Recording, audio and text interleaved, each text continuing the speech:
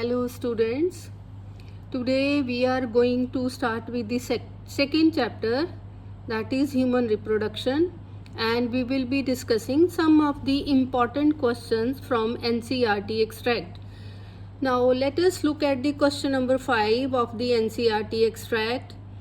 Now this question says that if proximal centriole of the mature sperm, if proximal centriole of the mature sperm is destroyed, which of the following is going to be affected? कि अगर हम proximal centriole को, जो कि sperm में होता है, neck में होता है, is destroyed, which of the following is going to be affected? Number 1, motility. No. Number 2, fertilization. No. Number 3, cleavage. And last option is none of these. So the right answer is cleavage. If the proximal centriole of the sperm is destroyed, the cleavage cannot take place, because the proximal centriole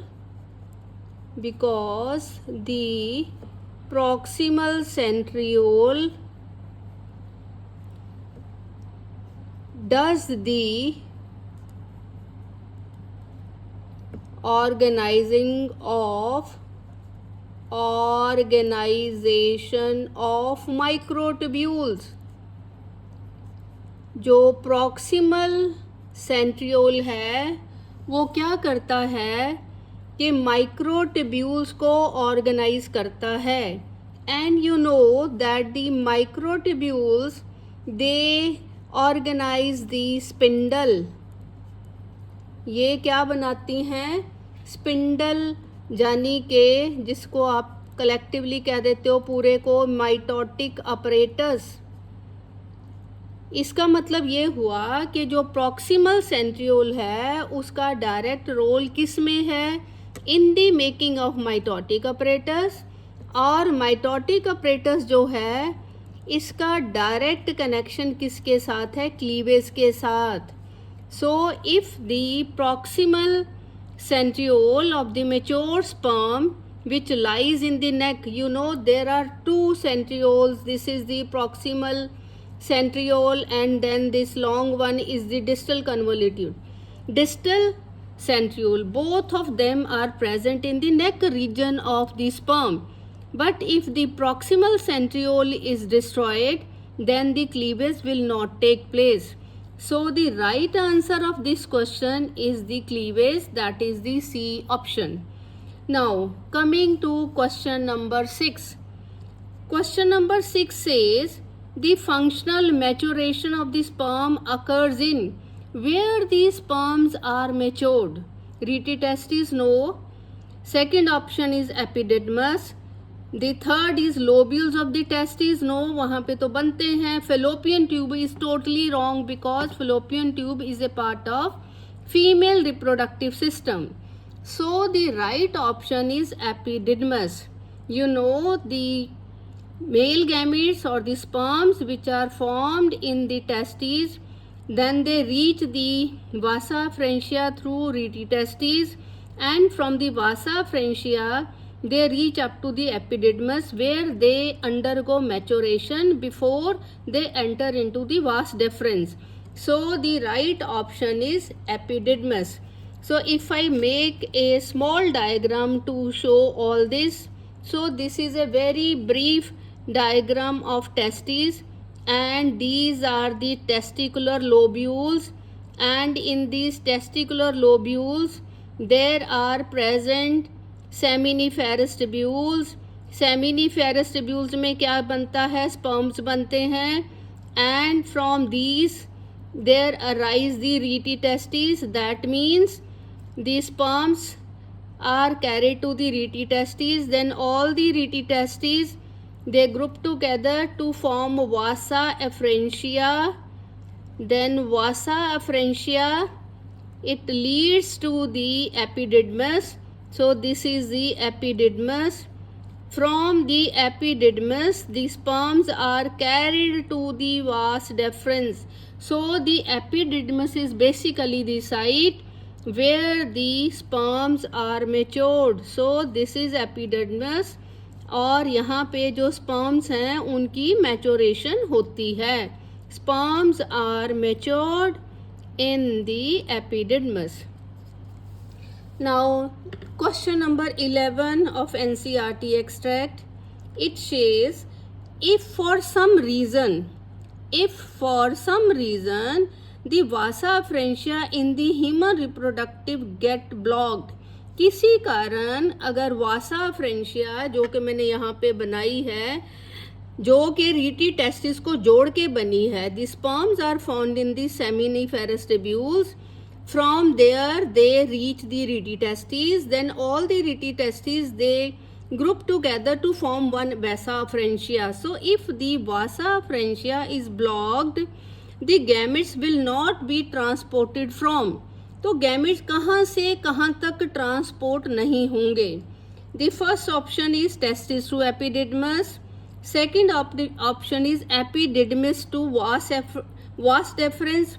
ये देखो बेटा, अगर vasa फ्रेंशिया जो है वो block हो गया, that means sperms तो आपके एपिडिडमिस में पहुंचे ही नहीं.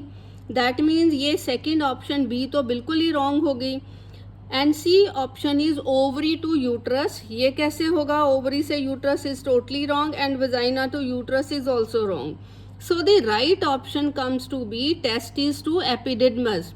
सो अगर वासा फ्रेंशिया इज ब्लॉक्ड, ये पोर्शन अगर ब्लॉक होगा, ये वाला पोर्शन वासा फ्रेंशिया का ब्लॉक हो जाएगा, तो टेस्टिस से स्पर्म जो हैं एपिडिडमस तक नहीं जा पाएंगे. So the right option is the A option, that is testis to epididymis. Now coming to question number 12. Question number 12 is which of the following is true regarding the male reproductive system?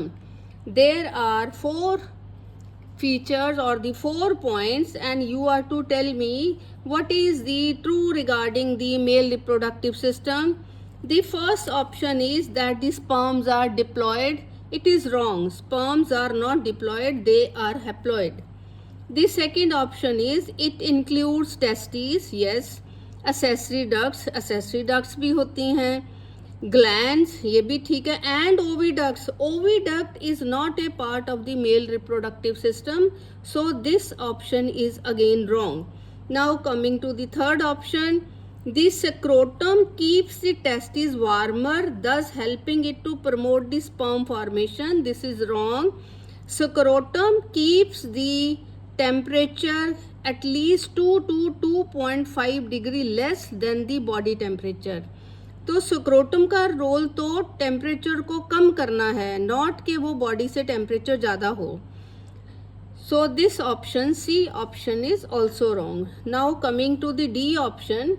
The D option is sertoli cells are found in seminiferous tubules and provide nutrition to the germ cell. Yes, Sertoli cells are present in the seminiferous tubules. You know, pyramid shaped cells होते हैं, and their main function is to nourish the germ cells. So the D option is right option. Now coming to question number 14. Question number 14. The question says, question number 14, that which gland releases a small amount of fluid just prior to ejaculation to decrease the acidity in the urethra caused by urine. इसका मतलब है कि कौन सा gland है जो एक fluid जो है रिलीज करता है एजैकुलेशन से पहले, जस्ट प्रायर मीन्स पहले, जस्ट प्रायर टू एजैकुलेशन, जो कि यूरिन द्वारा पैदा हुई एसिडिटी जो है उसको डिक्रीज करता है. Now we have got a list of 4. First of the prostate का ये रोल नहीं है, ग्लैंड्स पेनिस का तो बिल्कुल ही नहीं है, स्माइनल वेसिकल का भी रोल नहीं है. So it is the bulbo urethral gland, and you know that bulbo urethral glands इनका एक और नाम भी है, इनको कॉपर्स ग्लैंड भी बोलते हैं। They are also called as Cowper's gland. And these glands are exocrine glands. They do not produce any hormone. They are exocrine gland and they secrete a clear fluid. Clear fluid होता है और this fluid is known as pre-ejaculate fluid. Pre का मतलब पहले, this is called as pre ejaculate fluid. Ejaculation से पहले पैदा होने वाला फ्लूइड है। And this fluid it neutralises the acidic residue of the urine. तो ये यूरिन की जो एसिडिटी है उसको कम करता है। और आपको पता है कि जो आपकी वास डेफरेंस है वो यूरेटर्स के ऊपर से लूप होके आपको पता है दोनों तरफ की मिल जाती हैं। पहले उनको सेमाइनल वेसिकल्स मिलती हैं, फिर उनको प्रोस्टेट मिलता है। प्रोस्टेट के नीचे there is a pair of bulbourethral gland, Cowper's gland भी कहते हैं। और ये क्लियर फ्लूइड जो है जिसका नाम प्री एजैकुलेट फ्लूइड भी है वो रिलीज करती हैं और जो न्यूट्रलाइज कर देता है कि अगर एसिडिक यूरिन हो उसको न्यूट्रलाइज करने का काम करता है। Now the question number 22। Question number 22 says Bartholin glands are situated. बेटा बार्थोलिन ग्लैंड्स फीमेल्स में होती हैं। Bartholin glands and their other name is greater vestibular glands. The other name is greater vestibular gland. ये vaginal orifice लिख दोगे तो शायद ज़्यादा अच्छा होगा। They are present one on either side of the vaginal orifice and they secrete a viscous fluid. बहुत संगना जैसे इसको बोलते हैं। They secrete a viscous fluid and it helps in lubricant as lubricant. Viscous fluid जो है it behaves as a lubricant, lubrication करता है during the act of copulation. Copulation के दौरान ये जो विस्कस फ्लूइड है वो लुब्रिकेंट का काम करता है। सो बार्थोलिन ग्लैंड्स हैं, they are present on the either side of the vaginal orifice. They are not present on the sides of the vas deferens, not at all. They are present in the female. तो male organ के either side पे तो हो ही नहीं सकती, ठीक है। On either side of the fallopian tube, no, they are not present on either side of the fallopian tube, ठीक है। दे are present on either side of the vaginal orifice और ये फीमेल में होती हैं। Now coming to the question number 24. If one ovary of 30 years old lady, 30 साल की lady है, that means she is not old. If one ovary of 30-year-old lady is removed, remove कर देते हैं surgically, then what happens in the affected lady? बेटा एक ही ovary remove की है। आपको पता है कि फीमेल्स में कितनी ओवरीज होती हैं? 2 ओवरीज होती हैं। So if one ovary is removed surgically then what happens in the affected lady? Option 1, menstrual cycle is stopped. No, menstrual cycle will not stop, it will work normal. Menstrual cycle normal but ovulation does not occur.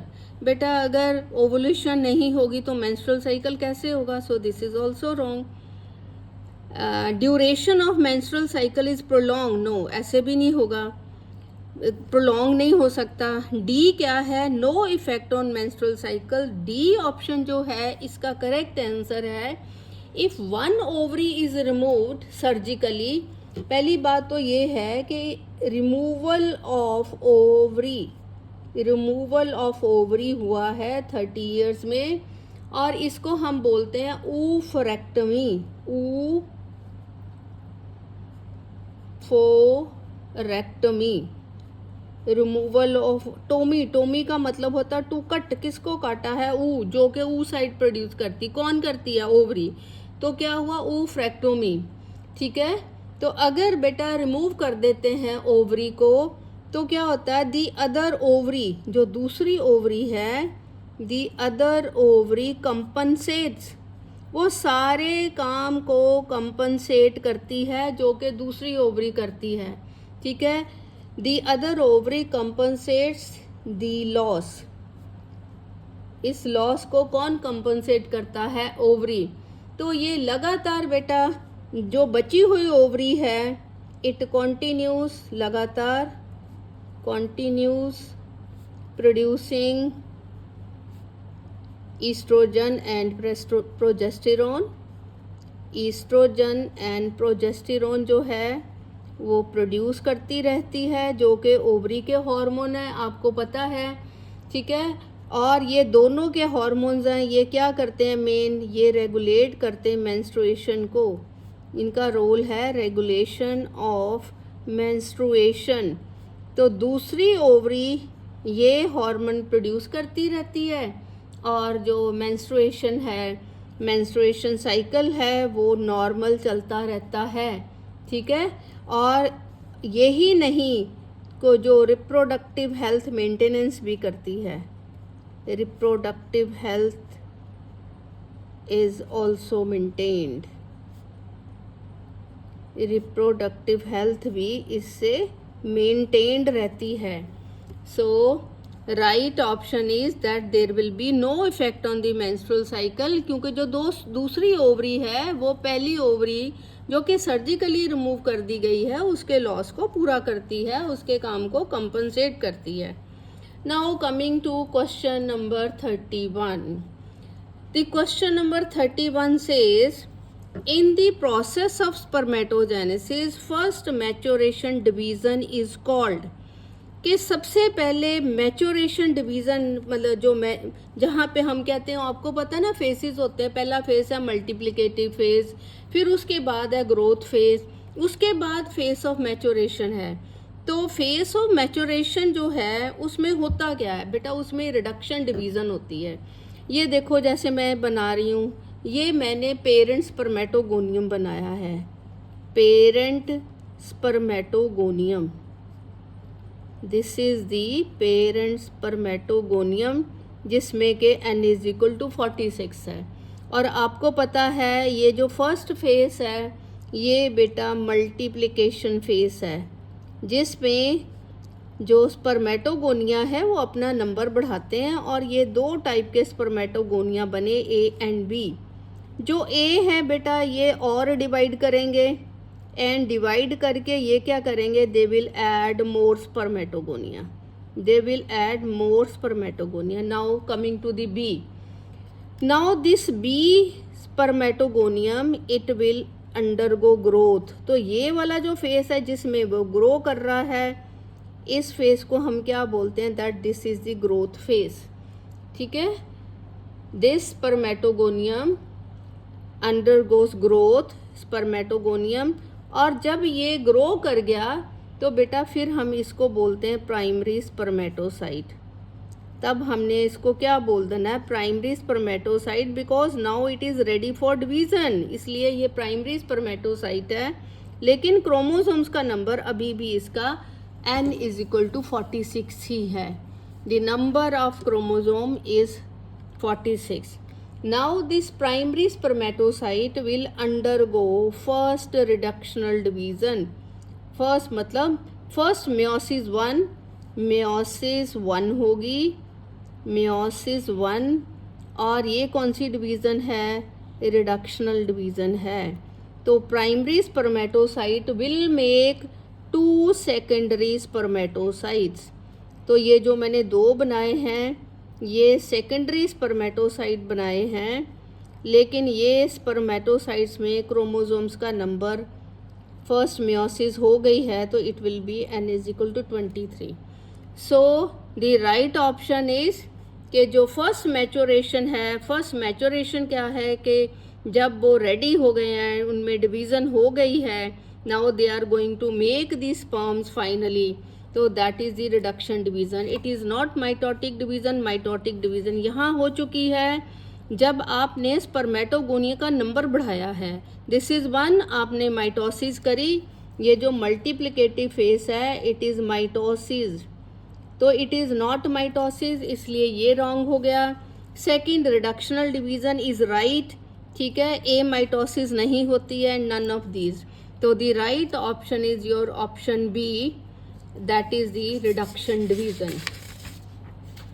Now coming to question number 32.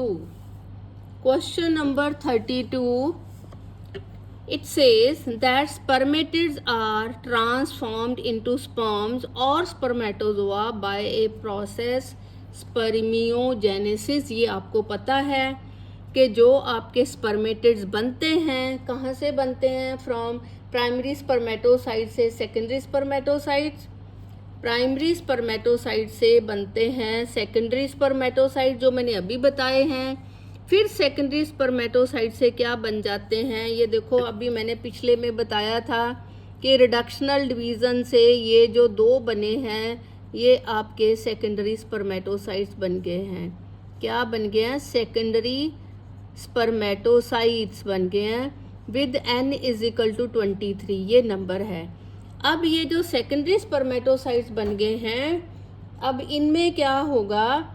इनमें equational division होगी.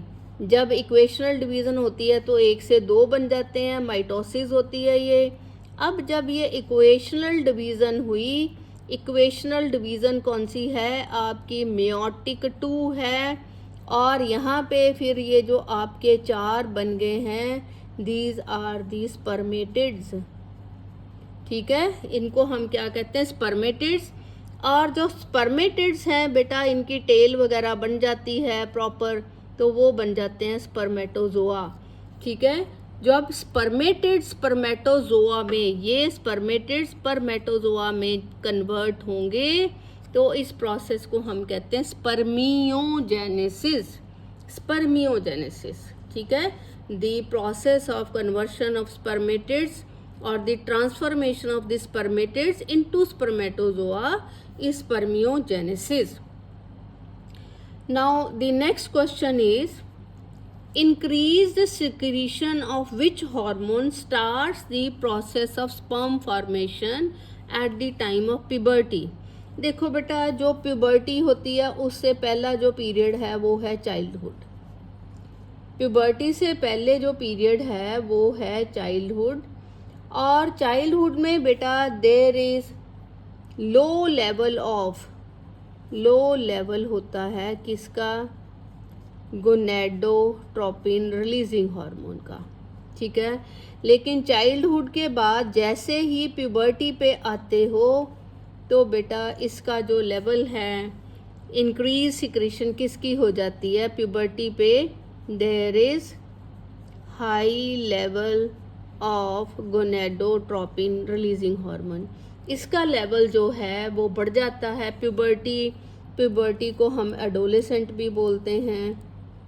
ठीक है, यही उन्होंने पूछा है. और जब ये बढ़ जाता है, आपको पता है स्पर्म फॉर्मेशन कब शुरू होती है? बचपन में नहीं, एट प्यूबर्टी. तो एट दैट टाइम जो गोनेडोट्रोपिन रिलीजिंग हार्मोन है इज रिलीज. और ये भी मैं आपको बता दूं कि ये रिलीज कौन करता है?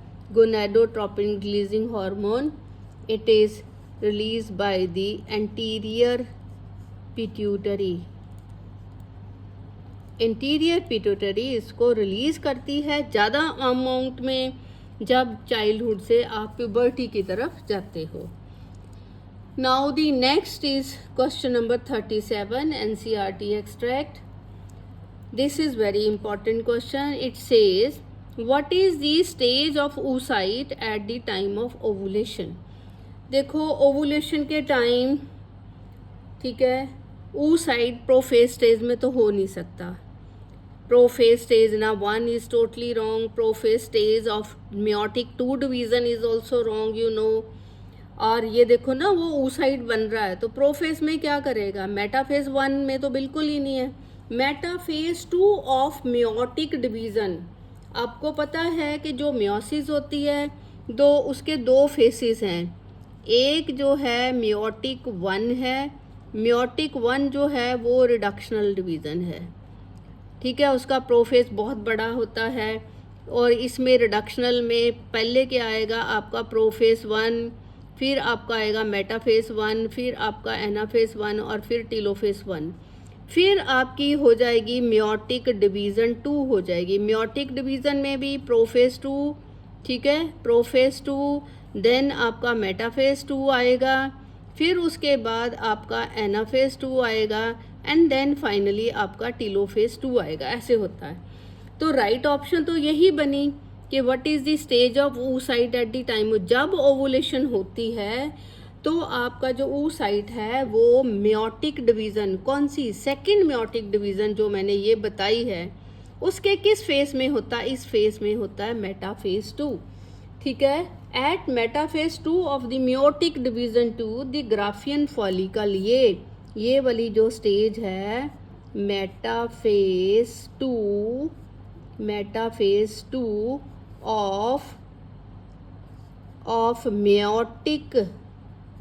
ऑफ मियोटिक डिवीज़न 2, ठीक है, उसकी भी तो मेटाफेस 2 होगी ना।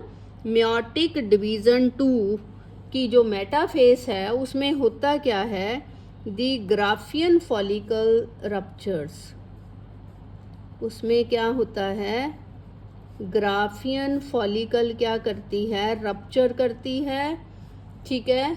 और रप्चर करके क्या करती है, टू रिलीज, किस लिए रप्चर करती है, to release the secondary oocyte, किसको रिलीज कर देती है, सेकेंडरी oocyte को रिलीज करती है।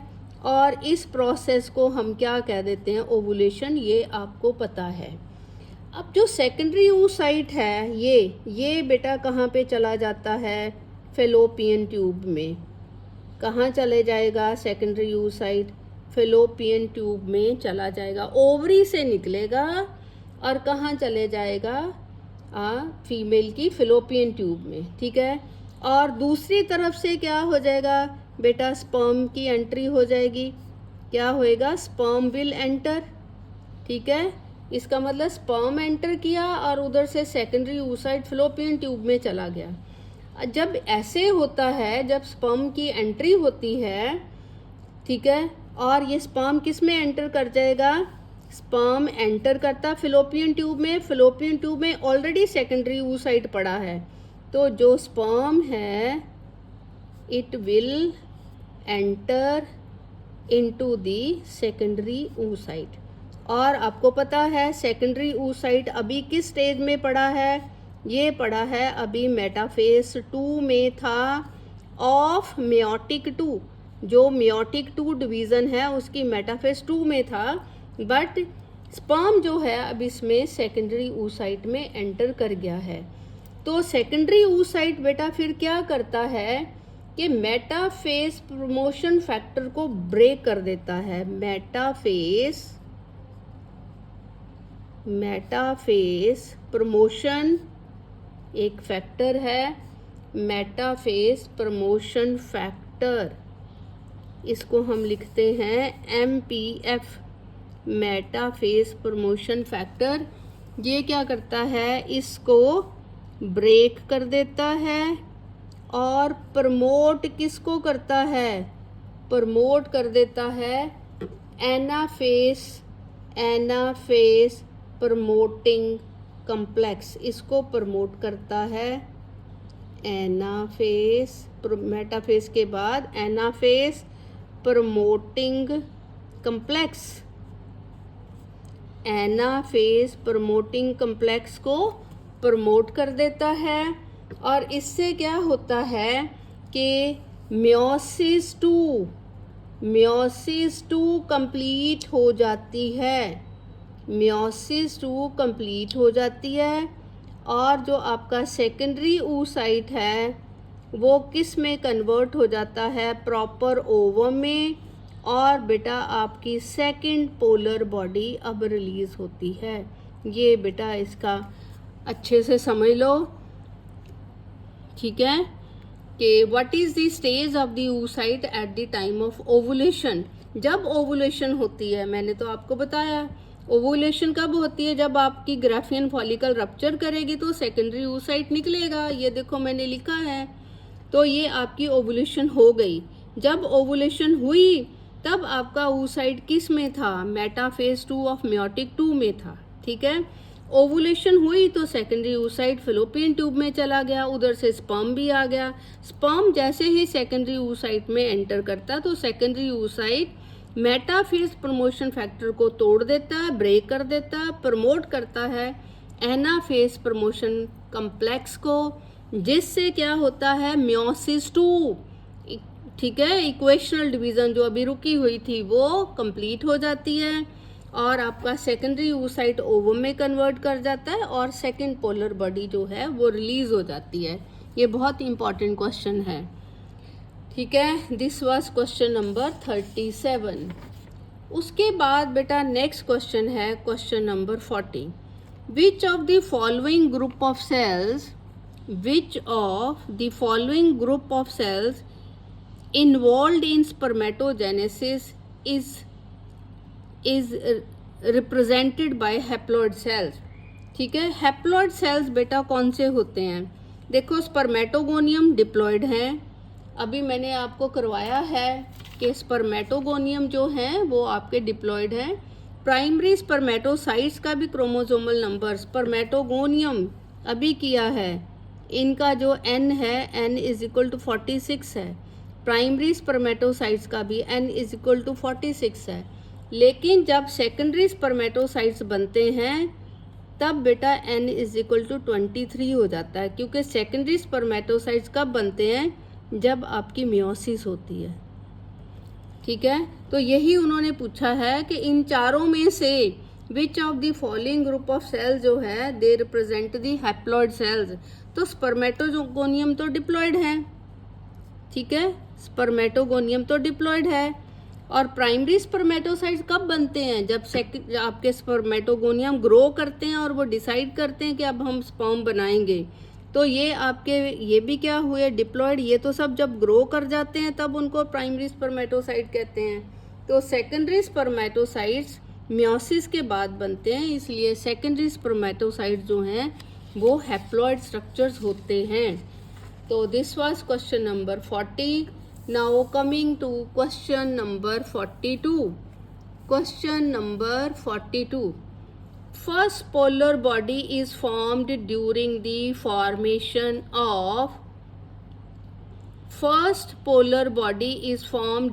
formation of dash and completion of dash meiotic division।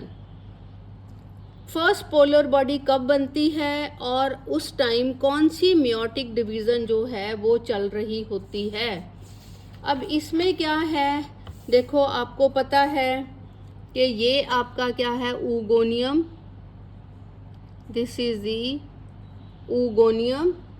और ऊगोनियम में पहले बेटा आपका जो फीटल लाइफ है उसमें ये 1 से 2 बनेंगे, 2 से आपके 4 ये ऊगोनिया बन गए। अब उसमें से ये जो है जो बेटा अब डिवाइड करेगा मियोटिक डिवीज़न के लिए, ये आपका है ये प्राइमरी oocyte है, this is the primary oocyte। लेकिन नंबर इसका अभी भी 2n ही है, अभी 2n = 23, यहाँ लिख लो कि n = 46 है प्राइमरी oocyte का। अब ये जो प्राइमरी oocyte है इसमें आपकी फर्स्ट मियोटिक डिवीज़न होती है। फर्स्ट मियोटिक डिवीज़न से 2 चीज़ें बनती हैं, एक तो पोलर बॉडी बन गई और दूसरी क्या है कि प्राइमरी oocyte किस में कन्वर्ट हो गया, सेकेंडरी oocyte में। और सेकेंडरी oocyte में नंबर जो है 46 नहीं है, अब 23 रह जाएगा। तो उन्होंने ये पूछा है कि first polar body is formed during the formation. First polar body कब बनती है, जब प्राइमरी oocyte से सेकेंडरी oocyte बनता है and the completion of first, कौन सी मियोटिक डिवीज़न कंप्लीट हो गई है, first. So the right option will be B. ठीक है, first polar body is formed during the formation of secondary oocyte and the completion of first meiotic division. और बाकी मैंने आपको अभी बताया है कि जो सेकेंडरी oocyte है वो रिलीज होता है ग्राफियन फॉलिकल से, फेलोपियन ट्यूब में चला जाता है, स्पर्म आ जाता है, लेकिन स्पर्म जब इसमें एंटर करता है तो जो सेकंड मेयोटिक डिवीजन है तब कंप्लीट होती, मैंने अभी आपको बताया, तब सेकंड पोलर बॉडी निकलती है और सेकेंडरी oocyte ओवम में कन्वर्ट होता है। तो ये question number 42। Now the next question is second meiotic division in secondary oocyte results in the formation of, ये अब आपका क्या है, सेम क्वेश्चन है, ये आपका सेकेंडरी oocyte है, मैंने अभी बताया है। सेकेंडरी oocyte से दूसरी सेकंड पोलर बॉडी निकलेगी, दूसरी वाली पोलर बॉडी, और फिर सेकेंडरी oocyte किस में कन्वर्ट हो जाएगा, ओवम में, ये मैंने बताया है आपको। तो सेकेंड पोलर बॉडी एंड आपका जो ओवम है that will be haploid. First polar body की सारी दोनों ऑप्शन रॉन्ग हैं, क्योंकि फर्स्ट मेयोटिक डिवीजन में फर्स्ट पोलर बॉडी बनती है, सेकेंड मेयोटिक डिवीजन में सेकेंड बनती है। तो ये सेकेंड मेयोटिक डिवीजन है, फर्स्ट पोलर बॉडी वाली ऑप्शन रॉन्ग, ये फर्स्ट पोलर बॉडी वाली option wrong. Second polar body ठीक है and a diploid ovum. Ovum is not diploid, ovum is haploid. So the right option is D, that is the second polar body and a haploid ovum, and a haploid ovum. Now next is which of the following process induces the completion of the meiotic division of secondary oocyte? ठीक है, which of the following process, कौन सा process होता है जो कि secondary, जो second meiotic division है सेकेंडरी oocyte में, सेकेंड मेयोटिक डिवीजन जो है उसको कंप्लीट कराता है। पार्चुरेशन नो, ये तो बर्थ की बात है। इम्प्लांटेशन नो, ये तो यूट्रस में ब्लास्टोसिस का इम्प्लांट होना, ये भी रॉन्ग है। गैमेटोजेनेसिस प्रोसेस है गैमेट बनाने का। So the only option left is fertilization. और मैंने आपको पिछले सारे क्वेश्चन में बताया कि जब स्पर्म सेकेंडरी oocyte में एंटर करता है तब जो है सेकेंडरी oocyte किस में कन्वर्ट होता, ओवम में, क्योंकि वो मेटाफेज को स्टॉप करा के एनाफेज शुरू करा देता है। तो सेकेंडरी oocyte से ओवम बन जाता है और सेकेंड पोलर बॉडी जो है रिलीज हो जाती है। तो ये क्वेश्चन भी उसी का है। Now coming to question number 48।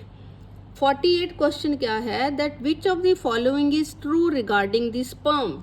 अब इसको हम एक एक करके लेते हैं कि फर्टिलाइजन फॉर किसका रोल है, क्या फर्टिलाइजन का role for penetrating the egg membrane है। अब देखते हैं कि फर्टिलाइजन होता क्या है।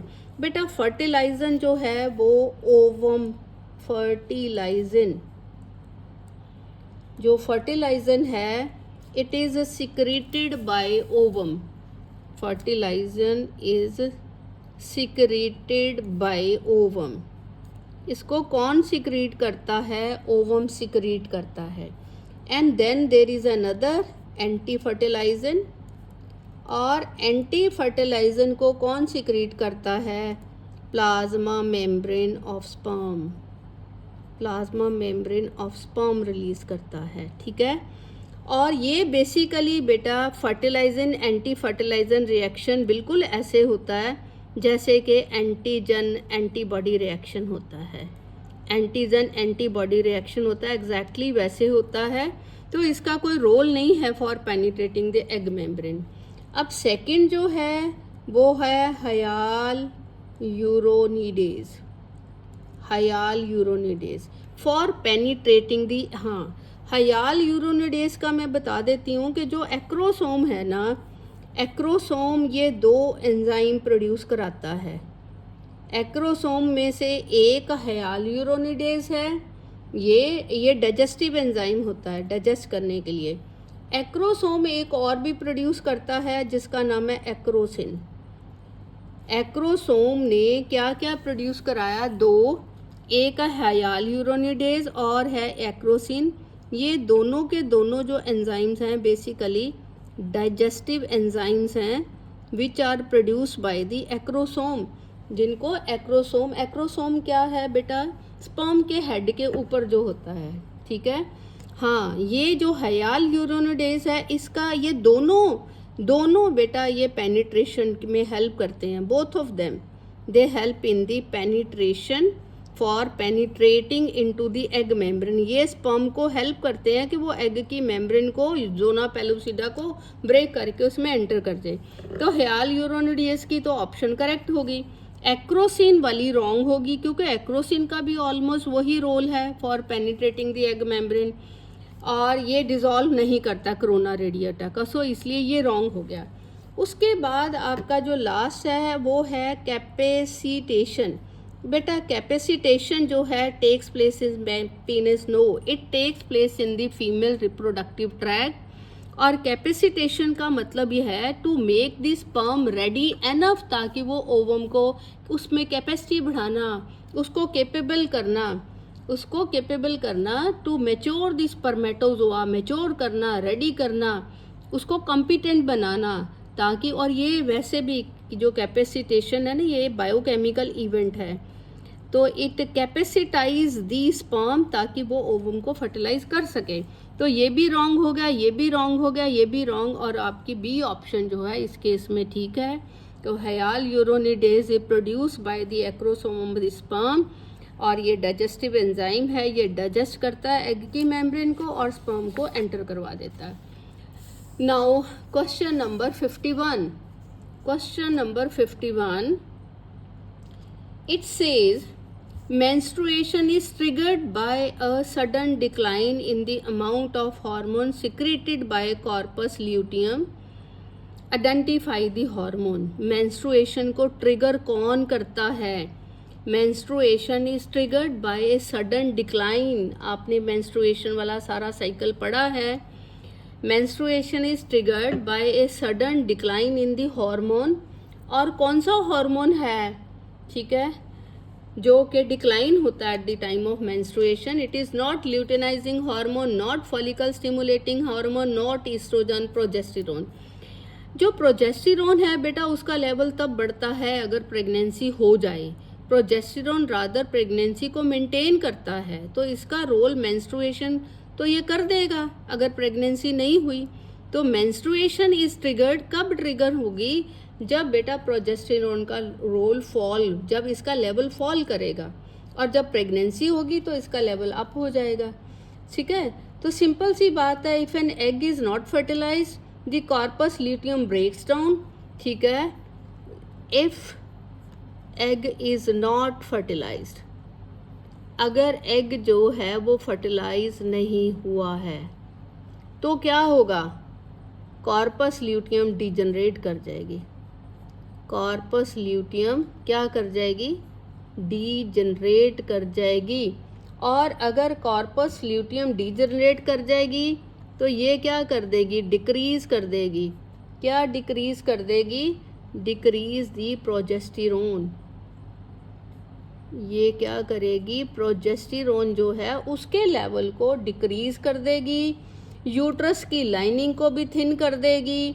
और बेटा यूट्रस लाइनिंग थिन हो जाएगी, मतलब यूट्रस लाइनिंग यानी कि एंडोमीट्रियम, उसकी भी थिनिंग कर देगी, और उससे क्या हो जाएगा? मेंस्ट्रुएशन हो जाएगी।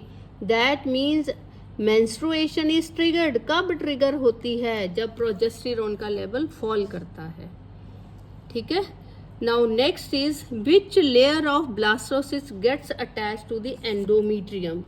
और यहाँ पे अगर मैं ब्लास्टोसिस्ट बनाऊँ, ये ब्लास्टोसिस्ट है और ये आप ब्लास्टोसिस्ट के सेल्स हैं, इनको ट्रोफोब्लास्ट बोलते हैं। ये सेल्स हैं और इन सेल्स को हम क्या कहते हैं? ट्रोफोब्लास्ट।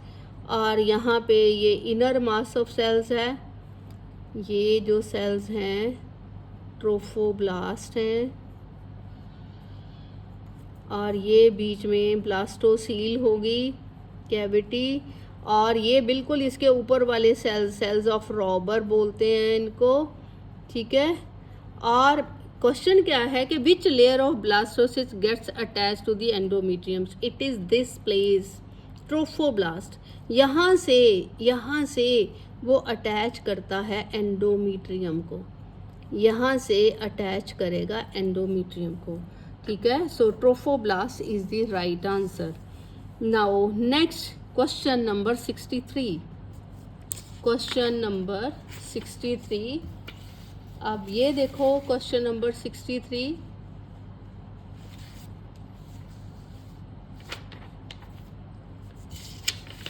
कि what is says, which of the following statement is correct regarding menstruation. Menstruation की बात करें तो इनमें से कौन सी स्टेटमेंट है जो करेक्ट है। फर्स्ट ऑप्शन है the menstruation fluid can clot easily. No, जो बेटा आपका मेंस्ट्रुएशन फ्लूइड होता है, जो मेंस्ट्रुएशन फ्लूइड होता है, इसमें एंटी कोगुलेंट्स होते हैं। इसमें क्या होता है, एंटी कोगुलेंट्स होते हैं। और ये जो एंटी कोगुलेंट्स हैं ये क्या करते हैं, ब्रेक कर देते हैं बड़े बड़े क्लॉट्स को, ब्रेक डाउन दी क्लॉट्स। ये क्लॉट्स जो ब्लड के होते हैं उनको ब्रेक कर देते हैं ताकि इवन फ्लो मेंस्ट्रुएशन का हो सके। इवन फ्लो, अगर क्लॉट बन जाएंगे तो फ्लो कैसे होगा। तो इसमें कैन क्लॉट इजीली वाली ऑप्शन रॉन्ग है। रादर इसमें तो ऐसे एंटीकोगुलेंट्स होते हैं जो क्लॉट्स को डिसॉल्व करते हैं ताकि मेंस्ट्रुअल फ्लूइड जो है आसानी से बाहर आ सके। तो ये वाली स्टेटमेंट रॉन्ग होगी। सेकंड है the end of the cycle of menstruation is called as menarche. No, menarche तो शुरुआत वाला होता है, जब शुरू हो। जो खत्म होने वाले हैं तो वो तो मीनोपॉज होता है। ठीक है, तो ये स्टेटमेंट भी रॉन्ग होगी। Now the third is at menopause in the female there is specially abrupt decrease in gonadotropin. ये भी रॉन्ग है। मीनोपॉज पे ना गोनेडोट्रोपिन रिलीजिंग हार्मोन जो है बेटा, इसका लेवल डिक्रीज नहीं होता है, इंक्रीज होता है, क्योंकि ईस्ट्रोजन फॉल कर रहा है। ईस्ट्रोजन फॉल कर जाता है तो there is high serum gonadotropin during menopause. ठीक है, there is high serum gonadotropin during menopause, तो ये कम नहीं होता। ठीक है, ये भी रॉन्ग हो गया। Now coming to the last option, ये है that in human female menstruation can be deferred by the administration of combination of estrogen and progesterone. Yes, it is true. अगर हम कांस्टेंट सप्लाई करते जाएं, पिल्स खाते हैं जैसे कई बार, मतलब डेफर्ड का मतलब होता है डिले करना। कांस्टेंट सप्लाई अगर होती जाती है किसकी, ईस्ट्रोजन की, प्लस अगर हम प्रोजेस्टेरॉन भी इनको कांस्टेंट सप्लाई करते रहते हैं, तो इस केस में क्या होता है कि आप डेफर कर सकते हो। ठीक है, क्योंकि ये दोनों क्या करते हैं, ये दोनों प्रिवेंट करते हैं, they both prevent the shedding, they both prevent the shedding of endometrium. और अगर एंडोमीट्रियम शेड ही नहीं होगी तो मेंस्ट्रुएशन नहीं होगा। तो आपने इनको दोनों के लेवल को ऐसे मेंटेन करना है so that there is no shedding of the endometrium. और shedding of endometrium is actually the menstruation. So लिखा क्या है कि in human female menstruation can be deferred, defer कर सकते हैं। डेफर करना का मतलब है बेसिकली डिले कर सकते हो। कैसे कर सकते हो, by administration of the combination of estrogen and progesterone. अगर आप इनका कांस्टेंट लेवल रखते हो तो देयर विल बी, आपकी जो एंडोमीट्रियम है वो ब्रेक नहीं होगी, उसकी शेडिंग नहीं होगी, so there will be no menstruation, there will be no. Let us see question number 67 from the NCERT extract. The question is, which of the following hormones attain a peak level in the middle of the menstrual cycle? It's a very easy question otherwise. Now in menstruation you must have seen that there are two types of hormones which are involved. One of them are the ovarian hormones. Ovarian hormones are estrogen and progesterone. Ovarian hormones are कौन कौन से हैं, estrogen and progesterone.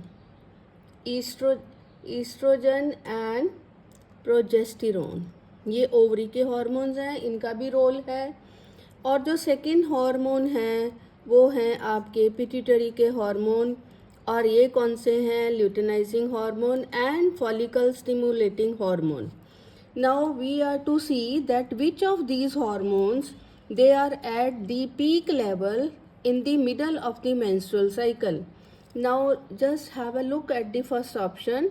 It is luteinizing hormone and estrogen, and I have already written that estrogen is a ovarian hormone, so ये wrong हो गया. Second is follicle stimulating hormone and progesterone. Here it is the same thing once again. Follicle stimulating hormone is the hormone of the pituitary and progesterone is the hormone of the ovary. इनके levels अलग अलग time पे अलग अलग होते हैं. And the third option is follicle stimulating hormone and luteinizing hormone. ये दोनों हार्मोन पिट्यूटरी के हार्मोन हैं, and you know that in the middle of the menstrual cycle their level is at the peak. So this is the right answer, but we can see the D option also. D option is estrogen and progesterone. No doubt both of these are ovarian hormones, but they do not attain their peak level in the middle of the menstrual cycle. So the right option will be follicle stimulating hormone and luteinizing hormone, whose level is at the peak in the middle of the menstrual cycle. Now just have a look at this diagram, and it says that study the given figure which I have drawn. Study the given figure and identify the correct event during this occurring in this. कि जो ये figure है इसमें ये बताना है कि actually हो क्या रहा है. अब आप देखो इस फिगर में क्या है. इस फिगर में वंस अगेन ईस्ट्रोजन और प्रोजेस्टेरोन का रोल बताया हुआ है, और मैंने ऊपर पहले लिख दिया है कि जो ईस्ट्रोजन एंड प्रोजेस्टेरोन है these are the hormones of the ovary. और सेकंड बेटा आप क्या देख रहे हो कि ये देखो ये डेवलपिंग फॉलिकल के मैंने फेसेस बताए हैं. ये देखो फॉलिकल धीरे धीरे ग्रो कर रहा है, यहाँ पे रप्चर कर रहा है, और रप्चर होने के बाद ये क्या बन रहा है और फिर उसके बाद क्या हो रहा है. ठीक है, सबसे पहले हम देखते हैं कि क्या इस डायग्राम में फिगर में रोल ऑफ पिट्यूटरी हार्मोन बताया गया है. देखो कहीं भी रोल ऑफ पिट्यूटरी नहीं है, यहाँ पे सिर्फ दो हार्मोन मेंशन्ड हैं, ईस्ट्रोजन एंड प्रोजेस्टेरोन, जो कि ओवरी के हार्मोन है. सो ये ऑप्शन इज रॉन्ग, क्योंकि यहाँ पे पिट्यूटरी के हार्मोन्स का इस फिगर में कोई रोल नहीं बताया गया. सेकंड है events occurring in the uterine tissues. No, यहाँ पे कहीं भी यूटेराइन टिश्यू की रेफरेंस जो है इस डायग्राम में नहीं है.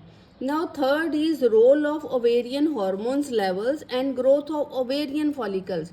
This option is correct. ये देखो आपने क्या देखा कि जब ओवुलेशन होती है ईस्ट्रोजन का लेवल और फिर उसके बाद प्रोजेस्टेरोन का लेवल आफ्टर ओवुलेशन बढ़ता है. ठीक है, तो ये आपका रोल ऑफ ओवेरियन हार्मोन हो गया. और क्या बताया गया है? ओवेरियन फॉलिकल्स के में बताया है कि ये डेवलपिंग फॉलिकल्स हैं. ये ग्राफियन फॉलिकल यहाँ पे मैच्योर फॉलिकल है, ये रप्चर कर गया, ओवुलेशन होगी in the middle of the menstruation, और उसके बाद बेटा ये कॉर्पस ल्यूटियम डेवलप हो गया. एंड अगर प्रेगनेंसी नहीं हुई तो आपको पता है कि रिग्रेशन, ये कॉर्पस ल्यूटियम जो पहले ग्रो करना शुरू हुआ इन अ होप कि प्रेगनेंसी होगी, अगर नहीं हुई है तो आपने देखा है कि जो कॉर्पस ल्यूटियम है वो डिजनरेट कर रहा है. और लास्ट ऑप्शन है A and C, which is not wrong. C is correct but A is wrong. So जो डी ऑप्शन है वो भी गलत हो गई. Correct option is that this figure shows the role of ovarian hormone. Ovary के hormones का role बता रही है, उनके लेवल्स बता रही है, एंड क्या बता रही है? Growth of the ovarian follicles, के ओवेरियन फॉलिकल्स की ग्रोथ बता रही है. तो C option is correct in this case. Now coming to question number 68. अब 68 देखते हैं. ए रेगुलर साइक्लिंग वुमेन, देखो रेगुलर वर्ड लिखा है, रेगुलर मीन्स कोई दिक्कत नहीं है, रेगुलर पीरियड्स आते हैं. A regular cycling women is not menstruating, वो मेंस्ट्रुएट नहीं कर रही है.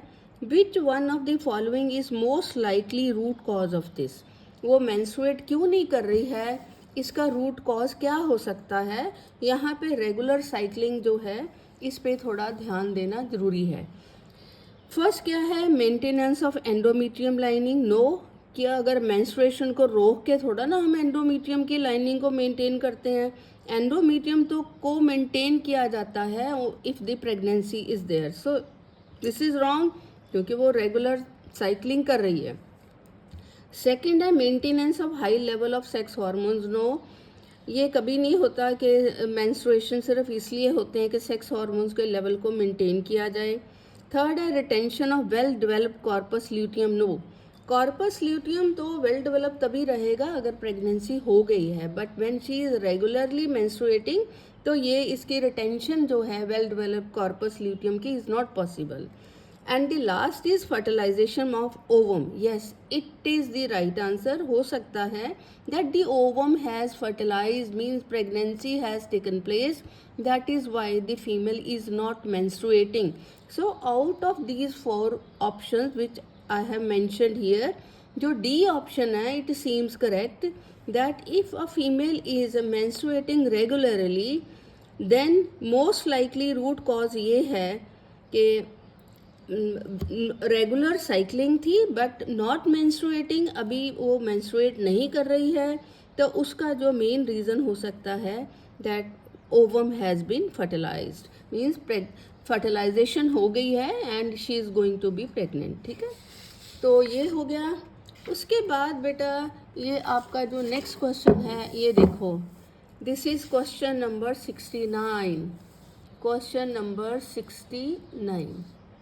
नाउ इसमें देखो, in normal pregnant women, the amount of total gonadotropin activity was assessed।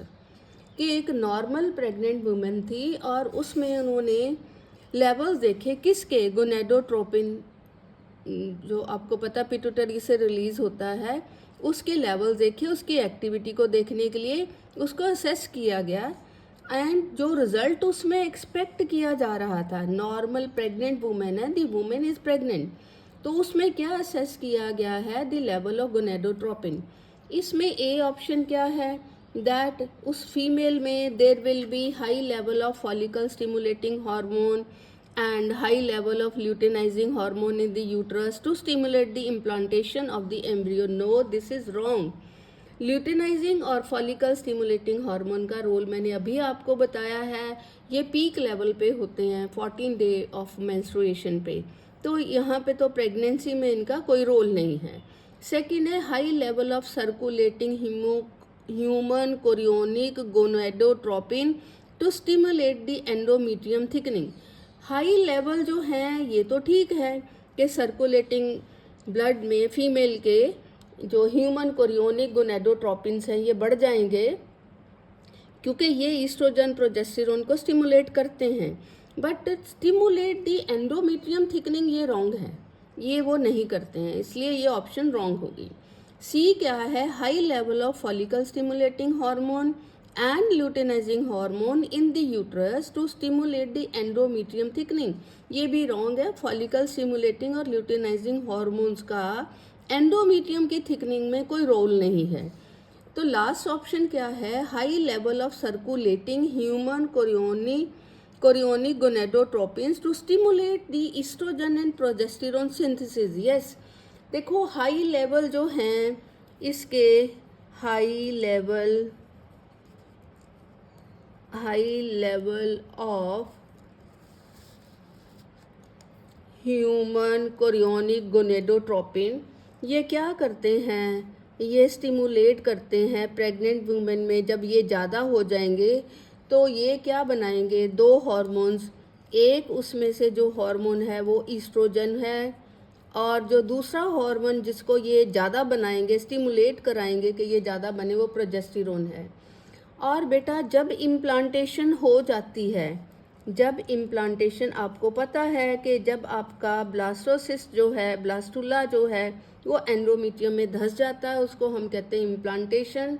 और जब इम्प्लांटेशन हो जाती है तो उसके 48 to 72 आवर्स बाद इम्प्लांटेशन के 48 to 72 आवर्स के बाद you can say that there is high level of human chorionic gonadotropin, मतलब प्रेगनेंसी में इसका लेवल बढ़ता है, ठीक है। और बेटा क्यों बढ़ता है? क्योंकि वो स्टिमुलेट कराता है ईस्ट्रोजन और प्रोजेस्टेरोन को। ईस्ट्रोजन बेटा क्या करता है, मैं आपको बताती हूँ। ईस्ट्रोजन का रोल है कि ये थिक कर देता है, किसको? थिकन्स दी एंडोमेट्रियम, और उसको मजबूत बना देता है क्योंकि ब्लास्टुला को उसने कैरी करना है। और जो सेकंड आपका प्रोजेस्टेरोन है, ये भी बेटा यूट्रस को प्रिपेयर करता है, यूट्रस को प्रिपेयर करता है to continue with the pregnancy, to continue with pregnancy. तो ये दोनों हार्मोन्स का रोल है। तो जैसे ही प्रेगनेंसी होती है, मैंने बताया इम्प्लांटेशन के 48 टू 72 आवर्स के बाद you can see that there is high level of human chorionic, और ये कहाँ करेगा? सर्कुलेटिंग ब्लड में तो सर्कुलेट करना ही है। High level of human chorionic gonadotropin का लेवल विल बी हाई। अब ये जो HCG है, ये क्या स्टिमुलेट करता है? ईस्ट्रोजन और प्रोजेस्टेरोन। ईस्ट्रोजन क्या करता है? वो एंडोमेट्रियम को थिक कर देता है, और प्रोजेस्टेरोन क्या करता है कि यूट्रस को प्रिपेयर करता है ताकि वो अच्छे से प्रेगनेंसी को कंटिन्यू कराए। अब जो प्रेग्नेंट फीमेल है, मैंने बताया है कि ह्यूमन गोनेडोट्रोपिन जो है वो बढ़ जाता है, लेकिन कुछ जो ये है ना HCG, ये लीक कर जाता है, लीक करके प्रेग्नेंट फीमेल के यूरिन में आ जाता है। तो अगर आप प्रेग्नेंट फीमेल के यूरिन को चेक करोगे, you will see that there is high level of HCG।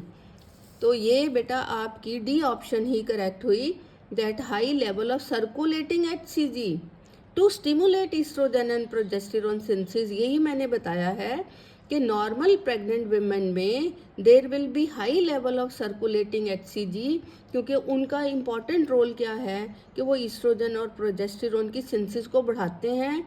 Oestrogen endometrium को थिकन करता है और प्रोजेस्टेरोन यूट्रस को प्रिपेयर करता है to continue with the pregnancy. लेकिन अगर कुछ लीक करके HCG नॉर्मली आ जाता है यूरिन में, तो यूरिन में अगर आपको हाई लेवल HCG का मिले तो it indicates that the female is pregnant. Now coming to question number 90। Question number 19 क्या कहता है? That which of the following hormone is produce in women only during pregnancy. कि द फीमेल इज प्रेग्नेंट और सिर्फ pregnancy के दौरान ही कौन सा हार्मोन प्रोड्यूस करता है? बेटा आपको पता है ईस्ट्रोजन तो वैसे भी प्रोड्यूस होता है, बिना प्रेगनेंसी भी इसका रोल है। ईस्ट्रोजन को है बेटा, ईस्ट्रोजन मेंटेन करता है। इस पहले सबका रोल देख लेते हैं कि बिना प्रेगनेंसी के किसका क्या रोल है। ईस्ट्रोजन का रोल है बेटा, ये रेगुलेट करता है मेंस्ट्रुएशन। ये क्या करता है? रेगुलेट मेंस्ट्रुअल साइकिल, ठीक है। तो ये तो प्रेगनेंसी से पहले वाली बात है, तो ईस्ट्रोजन निकल गया। अब जो सेकंड है वो है आपका ऑक्सीटोसिन।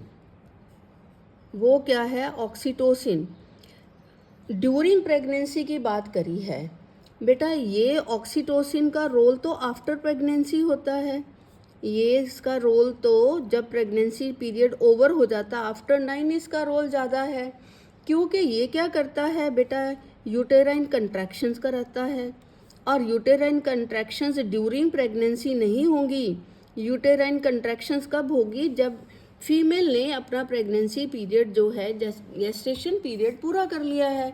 ऑक्सीटोसिन का रोल तो तब आता है, ये पावरफुल कंट्रैक्शंस कराता है यूटेराइन कंट्रैक्शन का, और हेल्प करता है, हेल्प इन डिलीवरिंग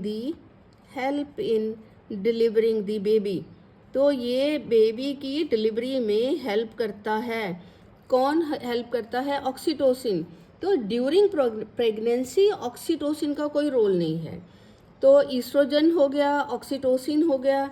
अब जो नेक्स्ट है वो है प्रोजेस्टेरोन, और प्रोजेस्टेरोन तो आपने अभी देखा है। प्रोजेस्टेरोन का मेन रोल क्या होता है कि वो सपोर्ट करता है प्रेगनेंसी को, मेंटेन करता है, सपोर्ट दी प्रेगनेंसी, ठीक है, सपोर्ट दी प्रेगनेंसी, और मेंटेन करता है उसका लेवल मेंटेन रहता है, ठीक है, ड्यूरिंग प्रेगनेंसी, ठीक है। और उन्होंने पूछा है कि जो ओनली ड्यूरिंग प्रेगनेंसी बनता है और उसका कोई रोल नहीं है, आपको बता दिया है कि ईस्ट्रोजन बनेगा, ऑक्सीटोसिन, प्रोजेस्टेरोन, तो आपको पता है ईस्ट्रोजन प्रोजेस्टेरोन बनते रहते हैं, ये मेन फीमेल हार्मोन है। ऑक्सीटोसिन जो है वो सिर्फ after the pregnancy during parturition produce होता है। अब इसमें बाकी आपका क्या बचा, ओनली रिलैक्सिन। अब जो रिलैक्सिन है ये एक ऐसा हार्मोन है जिसका रोल अदरवाइज नहीं है, इसका रोल ओनली कब है, when the pregnancy is there. अब ये देखो कि रिलैक्सिन सिर्फ प्रेगनेंसी में क्या करता है, relaxin is the only hormone which works during pregnancy. अब सबसे पहले तो बेटा जब प्रेगनेंसी हो गई तो रिलैक्सिन क्या करेगा बेटा, ये लूजन कर देगा, लूज करना, या इसको हम रिलैक्स करना कह देंगे। रिलैक्सिस किसको करता है, रिलैक्स करता है योर मसल्स को रिलैक्स करता है। फिर लिगामेंट्स जो हैं उनको भी रिलैक्स कर देता है, जॉइंट्स को भी करता है। मतलब रिलैक्स मीन्स ये इनको स्ट्रेच कराता है, अगर स्ट्रेच करेगा तभी तो बेबी को कैरी कर सकती है। इनकी stretching during pregnancy is important, कि अगर रिलैक्सिन इनको रिलैक्स नहीं कराएगा, स्ट्रेच नहीं कराएगा, तो फॉर द 9 मंथ्स एक फीमेल के लिए बेबी को कैरी करना मुश्किल हो जाएगा, ठीक है। ये भी हो गया। और ये तो मैंने बताया कि when the pregnancy is going on, जब हो रही है ड्यूरिंग प्रेगनेंसी, लेकिन उसके बाद भी तो इसका रोल है। और जब प्रेगनेंसी गेस्टेशन पीरियड ओवर हो गया तो ये क्या करता है, relaxin prepares the body for delivery, prepares the body, ये बॉडी को प्रिपेयर कराता है फॉर डिलीवरी, ताकि जो बेबी है उसको डिलीवर किया जा सके। अब उसके लिए ये क्या करता है बेटा, वंस अगेन लूज़ करेगा। लूज़ किसको करेगा, मसल्स को लूज़ कर देगा। फिर लिगामेंट्स जो हैं उनको भी लूज़ कराएगा, रिलैक्स कराएगा। कहाँ बेटा, पेल्विस रीजन में। जो पेल्विस रीजन के हैं, पेल्विस रीजन के जो मसल्स हैं वहाँ पे जो लिगामेंट्स हैं, ठीक है, उनको ये रिलैक्स कराएगा ताकि जगह बन सके फॉर द बेबी, वो बॉडी में से आउट हो सके। तो इसमें मैंने बता दिया कि ईस्ट्रोजन का ड्यूरिंग प्रेगनेंसी ने वो मेंस्ट्रुएशन को रेगुलेट करते हैं। ऑक्सीटोसिन का रोल तो आफ्टर प्रेगनेंसी होता है, और प्रोजेस्टेरोन का रोल मैंने बताया कि ये प्रेगनेंसी को सपोर्ट करने के लिए मेंटेन। वैसे भी आपको पता है कि उसका रोल हमेशा ड्यूरिंग प्रेगनेंसी नहीं होता। प्रोजेस्टेरोन, ईस्ट्रोजन तो नॉर्मल आपके फीमेल हार्मोन्स हैं। ऑक्सीटोसिन जो है ये आफ्टर प्रेगनेंसी। तो relaxin is the only hormone जिसका रोल बना है ड्यूरिंग प्रेगनेंसी। ड्यूरिंग प्रेगनेंसी भी मैंने बताया कि मसल्स को, लिगामेंट्स को, जॉइंट्स को स्ट्रेच करके रखना ताकि बेबी के लिए जगह बन सके बॉडी में। और जब गेस्टेशन पीरियड ओवर हो गया तो बेबी को आउट करना है, उसके लिए भी पेल्विस रीजन के मसल्स और लिगामेंट्स को रिलैक्स करना ताकि बेबी को आसानी से बॉडी से पुश किया जा सके। Now coming to question number 93। 93 question क्या कहता है, that all of the following statements concerning pregnancy are accurate except. सारी की स्टेटमेंट जो 4 हैं वो करेक्ट हैं, 4 में से एक ऐसी स्टेटमेंट है जो कि रॉन्ग है। पहला क्या है, the detection of human chorionic gonadotropin in the urine forms the basis of pregnancy test, ये करेक्ट है। मैंने अभी आपको बताया कि इम्प्लांटेशन के 48 to 72 आवर्स में इसका लेवल अप हो जाता है, और अगर टेस्ट करने पे HCG का लेवल ज़्यादा हो तो हम ये इसको टेस्ट मानते हैं that the female is pregnant, तो ये करेक्ट है। Now the second is the cyclic release of pituitary gonadotropins and ovarian steroid is continued. भाई ये तो बिल्कुल ही गलत है। प्रेगनेंसी में बेटा ओवेरियन स्टीरॉयड्स का कोई रोल नहीं है। मीन्स द साइक्लिक रिलीज, जो मैंने साइक्लिक रिलीज जो मेंस्ट्रुएशन में होता है, ओवेरियन हार्मोन्स आपको मैंने बताए हैं कौन से हैं, ईस्ट्रोजन एंड प्रोजेस्टेरोन, उनका रोल जो है वो ड्यूरिंग प्रेगनेंसी नहीं है। दी साइक्लिक, उनका साइक्लिक फॉर्म में रिलीज होना वो मेंस्ट्रुएशन में होता है। तो ये रॉन्ग लगता है, बट हम सी भी देखते हैं। The mammary gland tissue of the pregnant women is stimulated to develop by placental hormone. Yes, जब फीमेल प्रेग्नेंट होती है तो मेमरी ग्लैंड टिश्यू जो है वो स्टिमुलेट होता है, उसमें ग्रोथ होती है मेमरी ग्लैंड में। और डी ऑप्शन क्या है?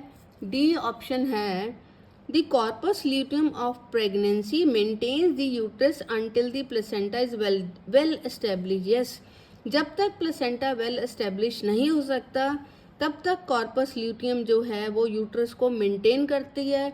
कॉर्पस ल्यूटियम कैसे मेंटेन करती है आपको पता है? Bye releasing progesterone. तो ये भी जब तक प्लेसेंटा डेवलप नहीं हो जाता तब तक कॉर्पस ल्यूटियम प्रेगनेंसी को मेंटेन करके रखती है bye maintaining the level of progesterone. तो आपका ए भी करेक्ट है, सी और डी। जो बी ऑप्शन है, there is no cyclic release of pituitary gonadotropins. बेटा तब नहीं, एक बार लेवल बढ़ गया, लेकिन ये नहीं है कि वो साइक्लिक GnRH बढ़ते जाएंगे। तो ये ऑप्शन जो आपकी बी है ये रॉन्ग है। Now coming to question number 95। 95 question है, which of the following hormone act on uterine muscles and cause its stronger contraction. बेटा ऑक्सीटोसिन मैंने अभी आपको बताया है। जैसे जैसे मैंने बताया गेस्टेशन पीरियड ओवर हो गया, द फीमेल लेबर पेन में चली गई, और उस तब क्या होता है कि ऑक्सीटोसिन का लेवल बढ़ता है। ऑक्सीटोसिन जो है ये क्या करता है? यूटेराइन कंट्रैक्शंस कराता है। क्या कराता है? Uterine contractions.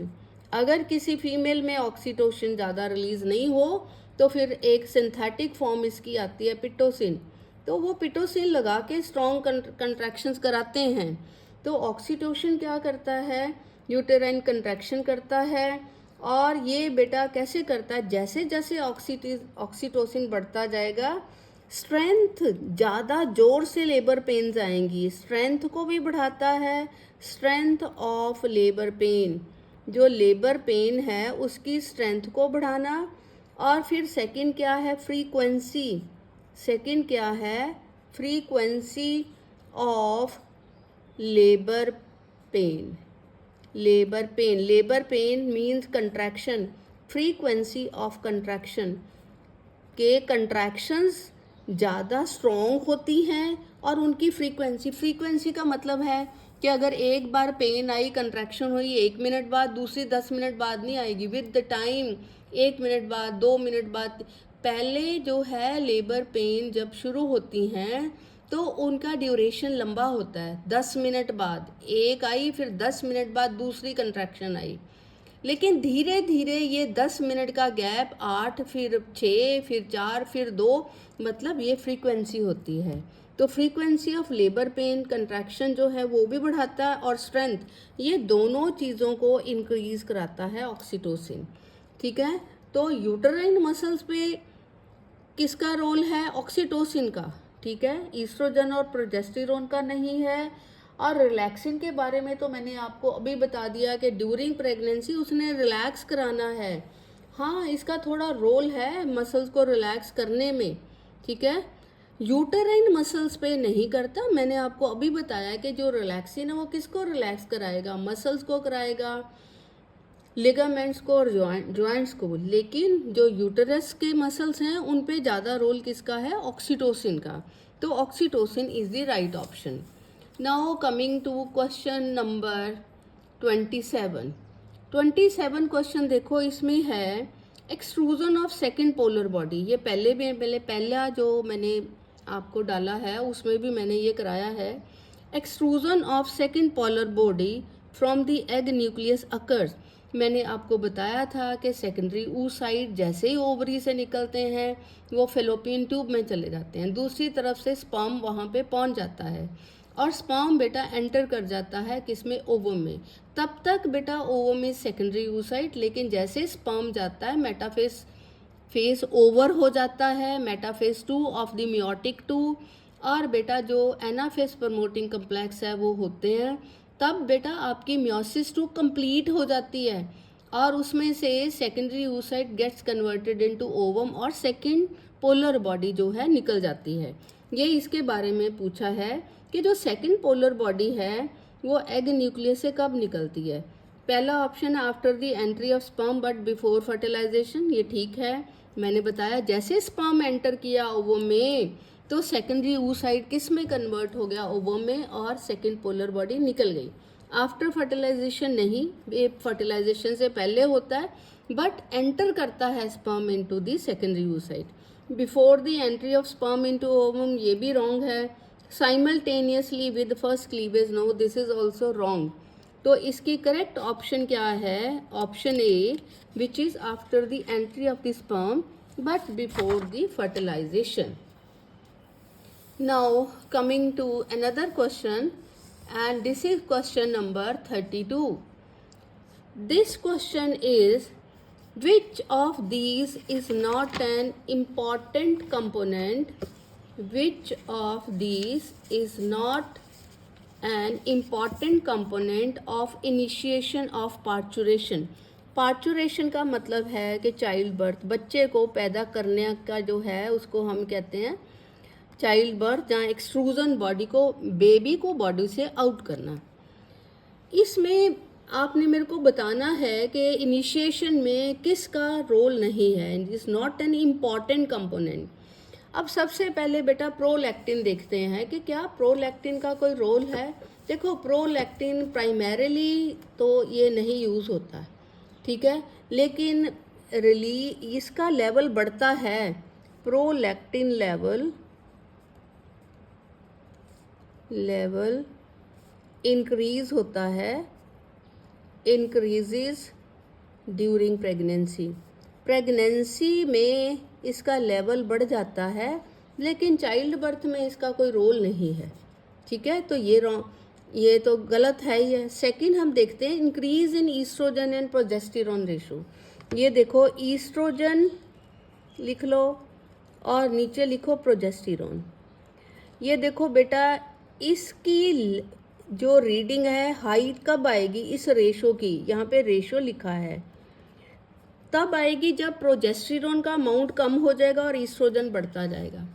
ईस्ट्रोजन बढ़ेगा, प्रोजेस्टेरॉन का रोल जो है उसका लेवल कम हो जाएगा, तब बेटा ये जो इंक्रीज है ना, जो इस रेशो का हाई होना या इस रेशो का इंक्रीज होना, इंक्रीज कब होगी, जब प्रोजेस्टेरॉन का लेवल कम होगा as compare to the estrogen, तो रेशो बढ़ जाएगी। But this increase is crucial, ये जो इंक्रीज है इट इज़ वेरी क्रूशियल। तो ये बेटा इंक्रीज जो है ना बे, ये लेबर पेन को शुरू कराता है।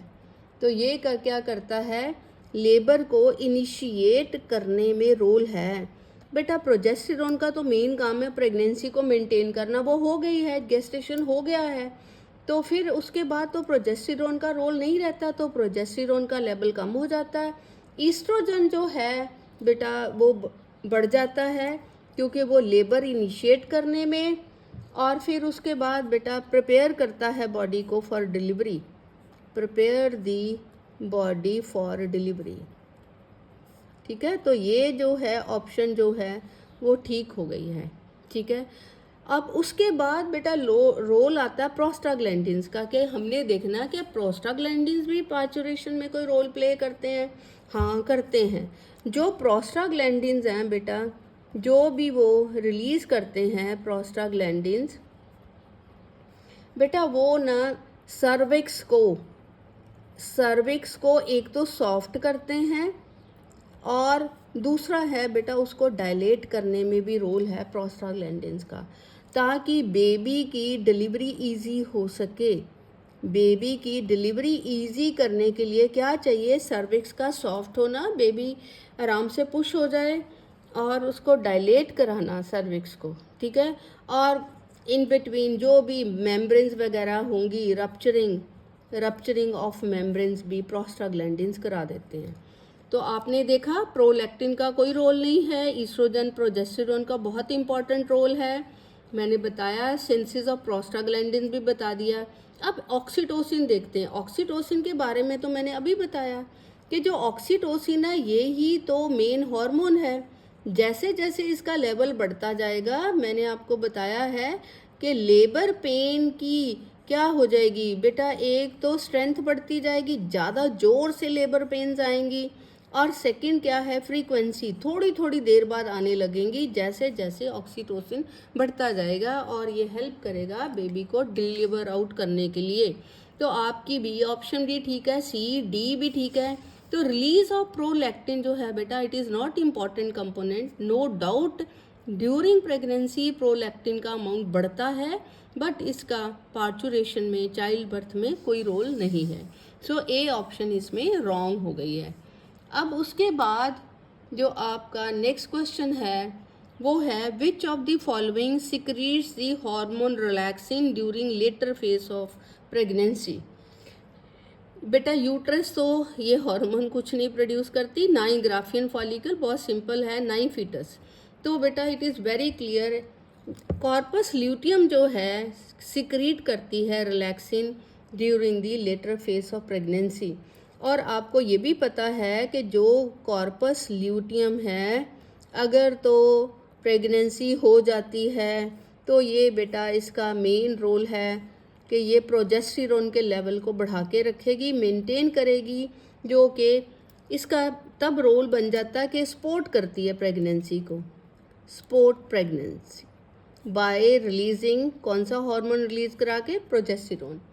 ठीक है। और कॉर्पस को आपको पता है हम टेम्परेरी एंडोक्राइन ग्लैंड भी तभी कहते हैं कि it is a temporary endocrine gland. इसका रोल तब आया ना जब प्रेगनेंसी हुई है, ठीक है, तभी टेम्परेरी, अगर नहीं हुई प्रेगनेंसी तब नहीं। और सेकंड जो है बेटा, जब प्रेगनेंसी ओवर हो गई है, ये प्रोजेस्टेरोन, और लास्ट में कॉर्पस ल्यूटियम ने क्या प्रोड्यूस कराना, हार्मोन रिलैक्सिन, जिसका रोल हमने अभी पढ़ा है कि रिलैक्सिन क्या क्या काम करता है। ड्यूरिंग प्रेगनेंसी भी स्ट्रेच करता है मसल्स को, लिगामेंट्स को, ताकि फीमेल्स बेबी को कैरी कर सके 9 मंथ्स। और जब बेटा गेस्टेशन पीरियड ओवर हो जाता है तब पेल्विस रीजन के मसल्स को रिलैक्स कराता है ताकि बेबी की डिलीवरी जो है वो आसानी से हो सके। So this was the second part. We have discussed some of the important questions from human reproduction in this. And thank you very much.